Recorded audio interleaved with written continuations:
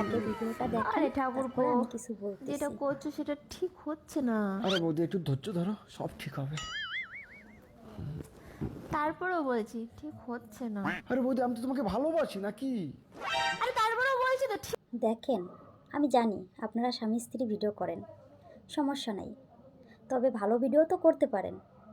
এই যে ফাটা, এই মানে এইখানে না এইখানে, এই আজে বাজে কথায় ভিডিও না করে ভালো ভিডিও তো করতে পারেন। এই আপনাদের জন্য এই ছেলেদের আজ এই অবস্থা, আর মেয়েদের কথা তো বলবোই না। মেয়েদের সংসার ভাঙতেছে আপনাদের মতো কিছু মেয়েদের কারণে, যে ওই সব দেখে দেখে অনেক ছেলেরা খারাপ হচ্ছে, তারা খারাপ কাজে লিপ্ত হচ্ছে, তার কারণে অন্য মেয়ের সংসার ভাঙতেছে। তো ভালো হয়ে যাও, ঠিক আছে? সম্মান সম্মান করলাম, সম্মানের সহকারে বললাম যে ভালো হয়ে যাও, এইসব ভিডিও আর করো না, ঠিক আছে?